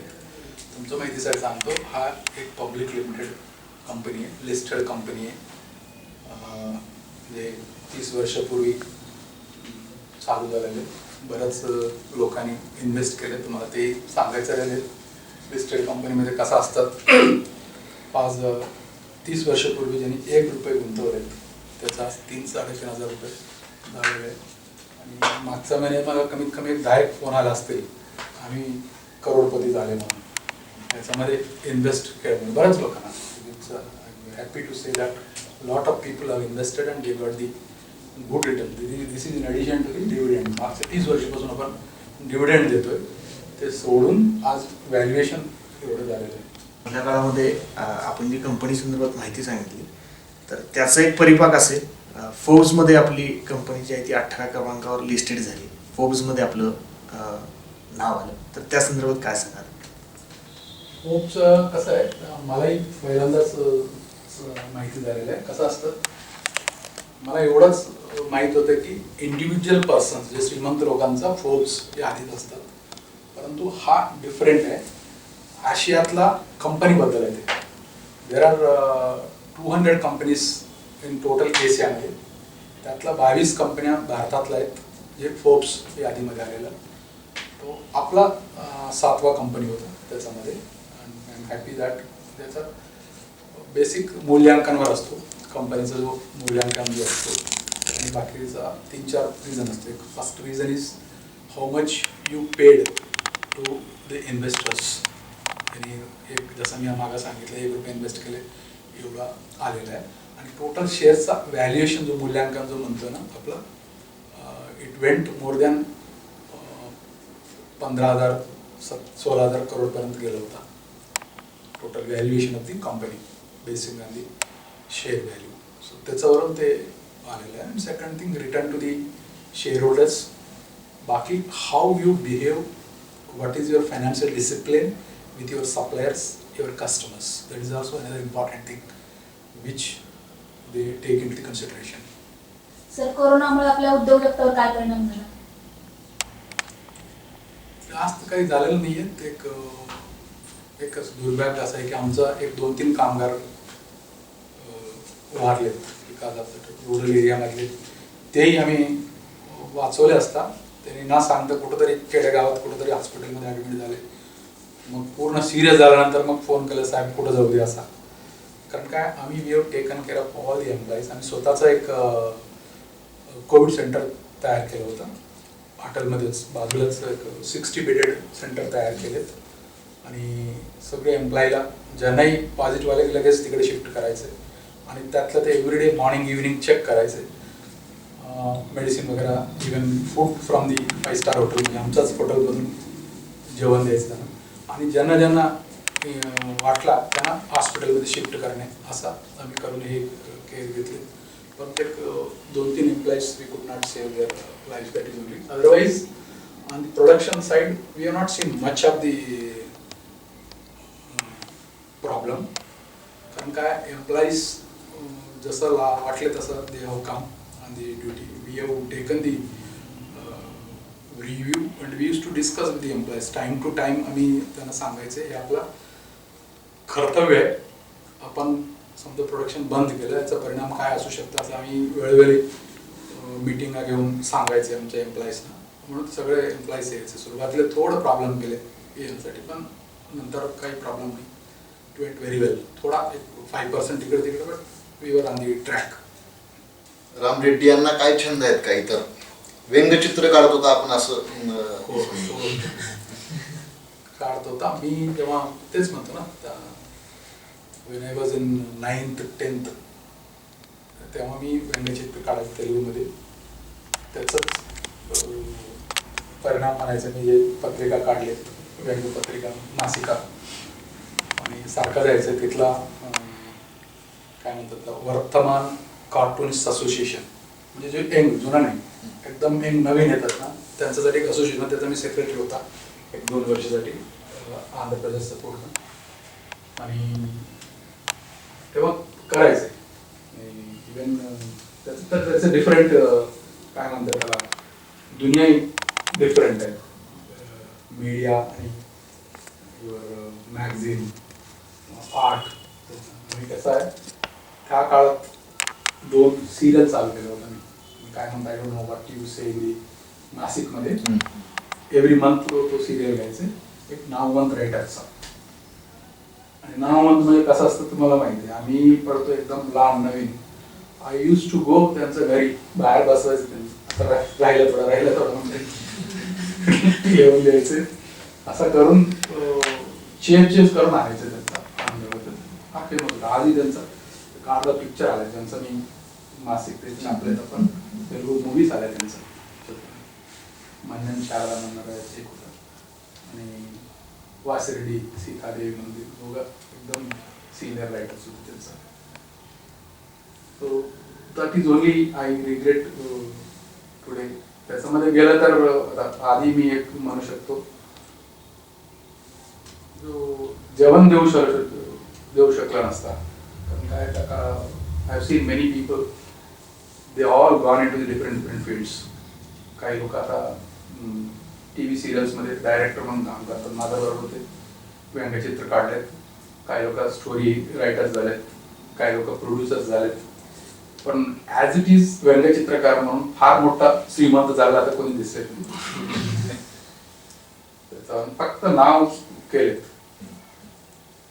नाव पुरता आहे तसा आणि त्या काळात कसा एक व्यंगचित्राला 2 रुपये द्यायचे सुरुवातीला मला मनी ऑर्डर यायचे एका याच्यामध्ये पब्लिश झाला की 2 रुपये तोही मोठा न्यूजपेपर आंध्रज्योती म्हणणारा तो त्याच्यामधला पण नवीन पत्रिका तर तेही देत नाही तू नवीन आहे ना तुला काय द्यायचं आता 2 रुपये 4 रुपये असं द्यायचं आज रोजी कधी मूड फिरला तर काढता का व्यंग म्हणजे त्याला कसं असतं you need lot of dedication specifically political type त्या लोकांना अट्रॅक्ट करण्यासारखा तुम्हाला एकदम चांगलाच करायचं असेल तर you need lot of dedication and concentration तुम्हाला माहीत असेल ईनाडू माहीत आहे तुम्हाला नाही ईनाडूमध्ये श्रीधर म्हणणारा एक कार्टुनिस्ट आहे त्यांचं मी बघितलं होतं रोज सकाळी त्यांच्याकडं सगळं जेवढं तेलुगू न्यूजपेपर सगळे येतात 6 वाजता येऊन पडतात तो ऑफिसला जात नाही मग सगळं बघतं बघून तो त्याला जो आयडिया आला कसं असतं एक कार्टून त्याचं बघितलं की आज पूर्ण स्टेटमध्ये काय झालं समजतंय दॅट इज दी सिच्युएशन मग त्यांनी 4-5 काढतात मग दुपारी जातात संपादकाकडे जाऊन दाखवतात त्यावेळी असं असं काढलं मग पसंत झाला त्यातलं एखादं छापतात नसेल तर मग सांगतात असं नाही असं असं कर परत जातात so that is the concept म्हणजे पूर्ण फुल टाइम जॉब सारखं असतात ते सोलापुरातील जनता मूलभूत प्रश्नांबद्दल आवाज उठवताना दिसत नाही तरी ह्याच गोष्टी कारणीभूत आहेत का समस्या ज्या भेडसावत आहेत सोलापूरमधल्या जनतांना बरोबर 100% करेक्ट आहे इथला लोकांचा सहनशीलता भरपूर आहे आणि त्याच्यापेक्षा मी म्हणणारे सेल्फिश लोक आहेत सोलापुरातले लोक जे आहेत त्यांना जोपर्यंत इथंपर्यंत येत नाही हे बाजूला इथं काही पेटलं तरी चालत आहे पण माझा कपडे पेटता का म्हणून असं बघतात ते तिथं पेटतात नंतर माझ्याकडे येऊ शकतात लगेच त्याला बुजवा असा कधी कोणी विचार करत नाही that is a main problem in the Solapur लोकांना सहनशीलता म्हणायचं आणि सेल्फिश पण म्हणायचं आहे असंच आहे अदरवाईज कुठून पुढं जायचं आहे we can see the other सिटीजमध्ये काय काय घडतात आता नाशिकमध्ये ऑलरेडी IT चा इंडस्ट्री आलेला आहे major industries they are looking for the tier 2 cities जोपर्यंत तुम्ही मूलभूत सुविधा देत नाही आणि दुसरं कसं झालं एक टाइम असं होतं की we were access political power I think you will understand access political power एखादा असलं की तो सारखा कामाला लागतो जास्त लोक असले की तो करतील एकमेकावर असतात एक वेळ असं आलं होता आय करेक्ट रिमेंबर 14 लाल दिव्याचं गाडी होतं सोलापुरात 14 chief minister deputy chief minister असं धरून जिल्हा परिषदचं वगैरे जे लाल दिव्या जनजन एलिजिबल असं 12 ते 14 गाड्या होते, तरी काही म्हणजे जेवढं म्हणावं तेवढं झालेलं नाही आहे. Only access political. सर, कंपन्यांचे CSR फंड खर्च करण्यासंदर्भात शासनाचा नियम आहे. वेगवेगळ्या पद्धतीने CSR फंड खर्च करत असतात, परंतु बालाजी अमाईन्स एक पर्टिक्युलर शाळांबाबत करते. काय आहे CSR फंडाचा? कसं असतं, CSR फंडाचा आता एक 10 वर्षापासून 8-10 वर्षापासूनच आलेला नियम, पण आमचं त्याचा आधीपासूनच, आमचं 30 वर्षापासूनच एक बालाजी फाउंडेशनचं नावाने एक संस्था उभं केली. दरवर्षी आमचा प्रॉफिटमधून काही म्हणजे इंडिव्हिज्युअलमधून काही आम्ही फंड्स त्या संस्थेत देऊन काम करत होतो. आम्ही एक बेसिक जे असं घेतलेलं, हेल्थ अँड एज्युकेशन, ह्या 2 निवडलेलं. हेल्थमध्ये जेवढं शक्य आहे तेवढा ग्रामीण भागातल्या लोकांना मदत करण्यासाठी, आणि तेही गरजू लोकांना. Compulsory the money we spend it should do to the proper, ज्यांना गरज आहे त्यांनाच जायला पाहिजे, असा आमचा एक हेतू असतो. कारण का आम्ही मेहनत करून कमवलेले पैसे ते वाया जाऊ नये असा आमचा एक हे असतो. आणि वी सी दॅट जिथं गरज आहे तिथं शासन पोचू शकत नाही. Those things we select and we do. शाळांमध्ये जसं कम्प्युटरचं म्हणा आणि वॉटर सप्लाय, आता कमीत कमी 200 गावामध्ये, 150 ते 200 गावामध्ये वॉटर टँक्स, छोटे छोटे वॉटर टँक असतात, ते देऊन केले. आणि कॉम्प्युटर्स एक 150-200 शाळामध्ये कॉम्प्युटर दिले असतील. आणि काही शाळांचा मुला जे एकदम क्लेवर आहे पण त्यांच्याकडे पैसे नाही येत, त्यांना फीज वगैरे भरण्याचं. काही शाळामध्ये रूम्स बांधून दिले, प्रयोगशाळा बांधून दिले. काही स्पोर्ट्स ॲक्टिव्हिटीसाठी आपण मदत केली. आता करोना काळात तरी we might have spend more than 2-3 crores for various equipment बऱ्याच ठिकाणी. वी डोंट गिव्ह दी, फार कमीमध्ये पब्लिसिटी देतो. तेही पब्लिसिटी 2 कारणासाठी देतो. आता वेळ आहे म्हणून तुम्हाला सांगतो, why the publicity is required specifically in the CSR. समाजात भरपूर लोकांकडे पैसे आहेत. आज समजा मी केला, माझा एखाद्याने कौतुक केला, मग 4 लोकांना बघितलं, 4 पैकी 2घांना वाटतं अरे आपण पण करावा, त्याचा फायदा समाजाला होईल. That is one thing. Second thing, मी एखाद्या शाळेमध्ये एक कम्प्युटर दिला, पण कोणी बोलले नाही, काही केलं नाही, पण तो एक 8 दिवसांनी कम्प्युटर गायब होतो आणि कुठला तरी पदाधिकाराचा घरी दिसतोय. तुम्ही 2 पेपरमध्ये आला की तो घाबरतोय, अरे 4 लोकांना माहीत आहे हे इकडून आलेलं आहे, संस्थेसाठी आलेलं, आपण हात लावू नये. These are the 2 reasons I always say that don't give publicity to me, but it is a reason that we should give. आता आपण शाळामध्ये, रुरल एरियामध्ये खास करून मुलींसाठी टॉयलेट्स बांधतोय. आता यावर्षी आपण 100चा नंबर गाठायचा बघतोय. We have done almost 70 toilets आता पण बांधले. 7-8 शाळामध्ये चालू आहेत, स्लॅबपर्यंत आलेले. दॅट कंटिन्युअसली चालू असणार आहेत. तिथं जोपर्यंत आपल्याकडे शक्ती आहे तोपर्यंत आपण करत राहणार आहेत. आता कंपनीचं आपलं पुढचं पाऊल काय असेल भविष्यात? भविष्यात एक असं आहे, चिंचोली MIDC मध्ये मागचा जो महाराष्ट्र गव्हर्नमेंटचा एक मॅग्नेटिक महाराष्ट्र म्हणणारी एक यात्रा भरली होती मुंबईमध्ये. त्याच्यामध्ये इन्व्हेस्टमेंट किती करता, काय करता, लोकांकडून हे करून घेतला, किती लोक काय केलं माहिती, पण आम्ही साईन केले तेव्हा एक 700 कोटी पुढचा 7 वर्षात आम्ही सोलापुरात इन्व्हेस्ट करायला तयार आहे, असा एक उद्दिष्ट घेऊन पुढे आलो होतं. त्याच्या अनुषंगाने 90 एकरचं जमीन चिंचोली MIDC मध्ये दिलं होतं. त्यातलं 250-300 कोटी मागच्या महिन्यापर्यंत झालेलं आहे. पुढचं 2 वर्षात अजून 300-400 कोटी आम्ही सोलापुरात इन्व्हेस्ट करणार आहोत. त्याचा थोडा विचार करतोय, कारण एकच ठिकाणी भरपूर इन्व्हेस्टमेंट झालेलं आहे. वी आर लुकिंग इट तेलंगणाचा बघतोय आणि बॉम्बे पोर्ट जवळ काही करता येईल का, तोही वी आर जस्ट चेकिंग. दिघीचा जो पोर्ट आहे, पोर्टचं जवळ काही इम्पोर्ट एक्सपोर्टसाठी थोडं इझी पडतं, कारण आपण किती गेलं तरी आम्ही इथून मेहनत करून इथून जो एक्सपोर्ट करायचा असेल तो कधी कधी त्याचं नक्की नसतो जाता की नाही. इथून निघाला, परवाचा शिप पकडायचा असेल तो मध्ये काय घडला असंच राहून जातोय. दॅट इज मेजर प्रॉब्लेम आहे, कारण का एक्सप्रेस हायवेज वगैरे थोडा हे आहे, आणि इव्हन आपले पोर्ट्स पण थोडा प्रॉब्लेम जवळ असलं की we can do number of things करू शकतो. कॉस्टली असतो पण we can do many things. तो एक आहे. आणि we are getting offers from other states but we don't think that we will go. Like न्यूजमध्ये बघून आमचं एवढं इन्व्हेस्टमेंट वगैरे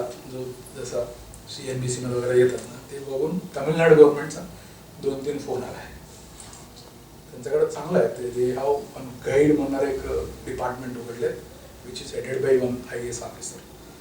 ते फोन करून विचारतात तुम्हाला काय हवे आमच्याकडं, can I send somebody to see you, or will you come to our office so that we can show the what are the areas, कुठल्या डिस्ट्रिक्टमध्ये तुम्ही जाऊ शकता, त्याचं काय काय रिसोर्सेस अवेलेबल असतात. नंतर परत already we have done lot of thing in Maharashtra establishment. I don't think we will go. एक तेलंगणाचा एक असू शकतो आणि nearby port. These are the two things we are seriously thinking to go for further expansions after this 300-400 crores expansion. That too, आम्ही असायला पाहिजे. आमचं बोर्ड ऑफ डायरेक्टर्स वगैरे असायला पाहिजे.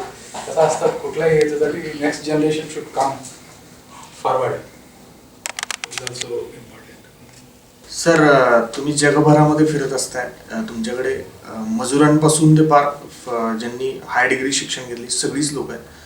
तर सर आता कोरोनामध्ये 2 वर्ष जग बंद होतं, तर सर कोरोनानंतर जगात चेंज होणार आहेत असं म्हणताय, तर त्या संदर्भात काय सांगाल की खरंच चेंज होणार आहे का, बेरोजगारी येईल का, किंवा काय होईल उद्योग जगतामध्ये, किंवा रोजगारांमध्ये स्टाईल चेंज होईल का?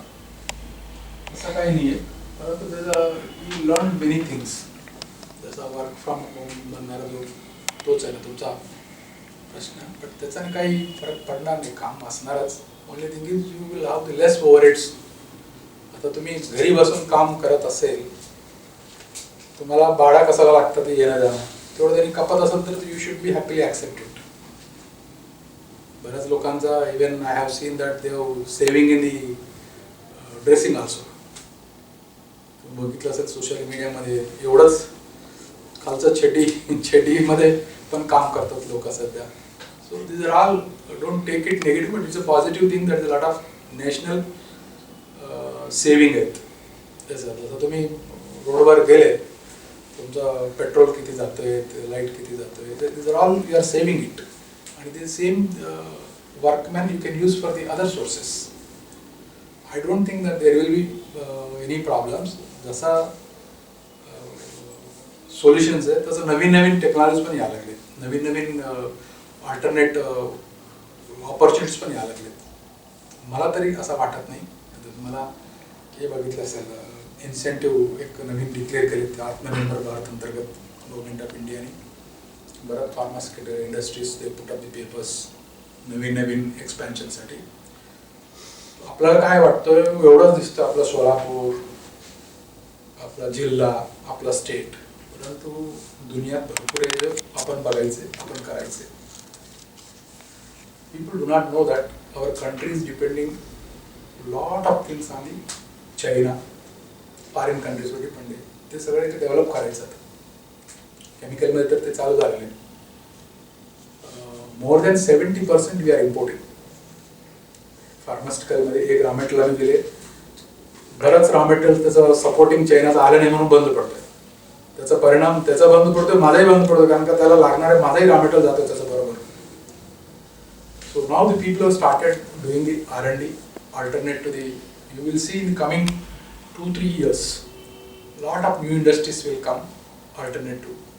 एक तर मी ती केमिकल बद्दलच बोललो, दुसरा सेमीकंडक्टर्स म्हणणारे एक प्रकरण परवा तुम्ही बघितलं असेल. 1 लाख कोटी गव्हर्नमेंटने अलॉट केले. You know what is it? It is all electronics. आतापर्यंत आपण चायना, कोरिया, तायवान याच्यावरच डिपेंड होतोय. ते LED स्क्रीन्स, टीव्हीचा जो परत all those things going to be manufactured in the country. Immediate तुम्हाला दिसणार नाही, पुढच्या 3-4 वर्षात दिसणार आहे. तो एकदा तो चालू झाला, मग त्याचा डिपेंडन्सी, त्याला लागणारे बाकीचं जो बऱ्याच गोष्ट will be coming to the other areas. समजा एखादा LEDचा इथं मॅन्युफॅक्चर झाला त्याचा पॅकिंगचा असतो. पॅकिंगला काही जास्त काय लागत नाही, पण पूर्वी तो चायना किंवा कोरियाला कोणतरी करायचंय, तो आत्ता इथं करण्यासाठी तुम्हाला ऑपॉर्च्युनिटी येते. पॅकिंगचा म्हणा, त्याचं ट्रान्सपोर्टेशन म्हणा, all this things will come to our Indian industries. So definitely nothing negative. ठीक आहे, एक मेजर समजा आला, मेजर मीन्स मोठ्या प्रमाणे जेव्हा एक हे आला होता, वेव आला होता, तसा आला तरच we can think that there will be possibility of losing the lives of our people, but otherwise industry point of view I don't think that there will be any problem. Directly, indirectly, everything will be come to the positive and it will be benefited for the coming years for the India. So सोलापुरातील जनतेविषयी आपण सांगितलं, सोची काय आहे, जनतेला तुम्ही काय सांगाल आणि इथल्या युवकांना काय सांगाल? see, first of all, they should come out. तो सेल्फिशनेस सोडायला पाहिजे. ते जे म्हणले ना, स्वार्थ ते सोडून तो स्वतःसाठी जगतात, तसा नाही. लोकांसाठी जगावं, सोसायटीसाठी जगावं, असायला पाहिजे. Selfish to some extent. तो स्वतःसाठी किती पाहिजे तेवढं सोडून बाकीचं लोकांसाठी असायला पाहिजे. त्याचं तुम्हाला काही छोटे छोटे सांगतो, तर लोकांना पटणार नाही, परंतु I just want to tell you. कारण काळात तुम्ही बघा, बऱ्याच लोकांचं आपण बघितले, करोडपती श्रीमंत लोक जातात मेले, पण ते पैसे स्वतः घेऊन गेले. पूर्वी म्हणायचे तिथं प्लॉट्स पण आहे वरती, तिथे जाऊन प्लॉट्स घेता येईल, असा घेता येईल. ते तर नाही येत, पैसे घेऊन जाता येत नाही. चेकपोस्ट झाले भरपूर, वर जाता येत नाही. तेवढंच नव्हे, आमचे दादा परदादा असं म्हणायचे की आम्ही वर जाऊन बघू शकतो, माझ्या पैशाचं माझा मुलगा काय करतोय, माझा नातू काय करतोय. मग तेही खिडक्या बंद झाल्या असं समजलं. तुम्ही तेही बघू शकत नाही. सो म्हणून स्वतःसाठी जेवढं पाहिजे तेवढं जगा, बाकीचा सोसायटीसाठी जगा. नंतर आपण गेल्यानंतर काय काय असणार, तुमच्या पैशाचा काही उपयोग होणार नाहीये. So what I suggest you, come out of your selfishness. खास करून आपला सोलापूरकरांसाठी सेल्फिशनेस सोडून समजा तुम्ही केले लोकांसाठी, आणि जसं सायन्स शिकायला जो म्हणला तुम्ही बाहेर यायला पाहिजे. सारखा घाबरतात लोक, आम्ही पण सुरुवातीला घाबरायचं, सोडून दे. शेवटी काय होणार, मारणार तेवढंच ना. एकदा मरल्यानंतर परत मारणार नाही ना, एकदाच मारतो. लोक घाबरतात, मी बोललं तर ते काय समजतील, हे काय समजतील, ते सोडून द्या तुम्ही. If it is right you must say right, if it is wrong you must say wrong. तसं करून करायला पाहिजे. बाकीचं राहिलं तरुण पिढीसाठी, you select the things which I said that. आमच्या कंपनीमध्ये जे बोललं ना, जे अवघड गोष्टी आहे त्याच्यासाठी मेहनत करा, सिलेक्ट करा, then you will get the red carpet welcome. पुढे जाऊन तुम्हाला नक्की मिळणार आहे. असं करू नका तुम्ही. बऱ्याच लोकांना बघितलं, तो इंजिनिअरिंग करून तो शेजारी चायचा हॉटेल टाकलं म्हणून हा पण हॉटेलच टाकतो. काय पैसे असतात तर that is not good thing. त्याच्यामध्ये काय मजा येणार नाही तुम्हाला. कॉम्पिटिशनमध्ये 10 लोकांचं कॉम्पिटिशनमध्ये शेवटी you are taking somebody's this thing. आज 9 आहे, उद्या 10 झालं की लोकांचा तेवढं कमी होतं, 10 लोकांमध्ये वाटतो. You must see growth. जेवढं ग्रोथ आहे तेवढंच नवीन यायला पाहिजे. त्याच्यापेक्षा एक्सेस आला की you will not get the grace and you will not get any importance to you. You must see जे नाही येत, जे बाहेरून येतात. आपल्या शेजारचा पाजाचं बघू नका ना, बाहेरून काय येतं ते बघा ना, ते तयार करा ना तुम्ही. इम्पोर्ट तर सोडा तुम्ही, परराष्ट्रातून जे येतात, आउटसाइड स्टेट जे येतात, those things you can select, you can do it. Definitely आपलं सोलापुरात जर व्हेरी इम्पॉर्टंट थिंग, 2-3 चांगल्या गोष्टी आहेत. एक तर टेक्स्टाईलमध्ये वी आर व्हेरी इम्पॉर्टंट. टेक्स्टाईलचं इन जनरेशन यायला पाहिजे, त्याचं पुढे घेऊन जायला पाहिजे. टेक्स्टाईलचा जो इम्पॉर्टन्स, टेक्स्टाईल सिटी म्हणणारा जो होता, दॅट कायम ठेवण्यासाठी यंग जनरेशन यायला पाहिजे. सारखा सरकारवर याच्यावर डिपेंड न होता आपला स्वतःचा तयार करून, स्वतःचा हे करून, बाहेरचं टेक्नॉलॉजी, नवीन टेक्नॉलॉजी घेऊन तुम्ही करायला पाहिजे. बिहार न्यूजच्या बिहार कट्ट्यावर आपण आज उद्योजक राम रेड्डी यांच्याशी दिलखुलास गप्पा मारल्या. त्यांच्या शिक्षणापासून ते अमाईन्स म्हणजे काय इथपर्यंत आणि त्यांच्या त्या गरुड भरारीपासून ते त्यांच्या CSR फंडातील शाळांना केल्या जाणाऱ्या मदतीपर्यंत हा प्रवास त्यांनी उलगडून दाखवलेला आहे. त्यांची प्रेरणा घेऊन सोलापुरातील तरुणांनी असाच एक प्रवास सुरू करावा. सोलापुरातील जनतेने सहनशीलता सोडावी आणि इथल्या ग्रोथसाठी प्रयत्न करावेत असं त्यांनी आपल्याला या सांगितले. रेड्डी सर, आपण या कट्ट्यावर आलात, आपलं धन्यवाद. BR न्यूजच्या या BR कट्ट्यावर आपण अशाच मान्यवरांना पुढच्या काही भागांमध्ये भेटणार आहोत. BR कट्ट्यावर आपण आता इथेच थांबूया. तोपर्यंत पाहत राहा BR न्यूज चॅनल. धन्यवाद. मलाही इथं बोलवल्याबद्दल BR न्यूज आणि मनीष आणि त्यांच्या एंटायर टीमला मी शुभेच्छा देतो. तुमचाही चॅनल पुढे जावा आणि जे सोलापूरकरांचा प्रॉब्लेम पुढे न्यावा विदाउट फिअर लोकांपर्यंत पोहोचावा. आपण सांगतो पण आपण पण करावा. आणि परत एकदा मला इथं बोलवले आणि मला माझा बरंच विषय शेअर करण्यासाठी आपण ऑपॉर्च्युनिटी दिली त्याबद्दल धन्यवाद. Thank you once again.